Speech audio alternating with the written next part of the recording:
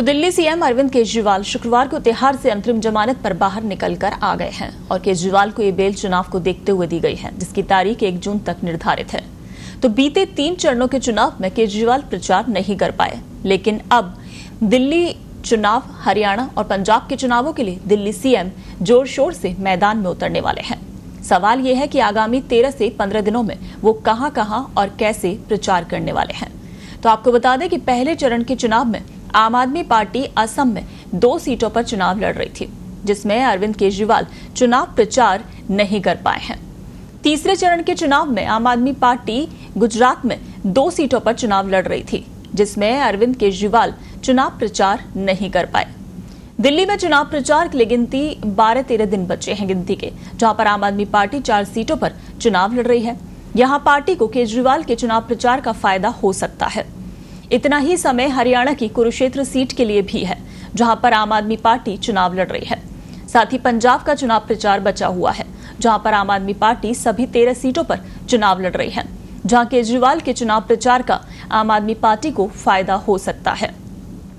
आम आदमी पार्टी कुल 22 लोकसभा सीटों पर खुद चुनाव लड़ रही है, जिसमें से 4 पर अरविंद केजरीवाल के चुनाव प्रचार के बिना ही वोटिंग हो चुकी है। सुप्रीम कोर्ट से जमानत मिलने के बाद अब 18 सीटों पर अरविंद केजरीवाल चुनाव प्रचार कर पाएंगे। वहीं संजय सिंह फिलहाल आम आदमी पार्टी के लिए ही नहीं, बल्कि उत्तर प्रदेश में अखिलेश यादव और महाराष्ट्र में उद्धव ठाकरे, शरद पवार कांग्रेस के गठबंधन उम्मीदवारों के लिए चुनाव प्रचार कर रहे हैं। आम आदमी पार्टी और केजरीवाल अब ये तय करेंगे कि दिल्ली, हरियाणा, पंजाब के साथ क्या दूसरे राज्यों में भी इंडिया गठबंधन के लिए केजरीवाल चुनाव प्रचार करेंगे या नहीं। अब आपको बताते हैं कि आखिर अब प्रचार के लिए जमानत मिली है, तो केजरीवाल कहां और कितने दिन प्रचार कर पाएंगे। तो पहले चरण में चुनाव में आम आदमी पार्टी असम में 2 सीटों पर चुनाव लड़ रही थी, जिसमें केजरीवाल प्रचार नहीं कर पाए। तीसरे चरण के चुनाव में आम आदमी पार्टी गुजरात में 2 सीटों पर चुनाव लड़ रही थी, यहां भी केजरीवाल चुनाव प्रचार नहीं कर पाए। दिल्ली में 25 मई को मतदान है, यानी अब 12 दिन केजरीवाल के पास प्रचार के लिए हैं। दिल्ली में 4 सीटों पर आम आदमी पार्टी लड़ रही है, 3 पर गठबंधन में कांग्रेस लड़ रही है, यानी 7 सीटों पर केजरीवाल प्रचार कर पाएंगे।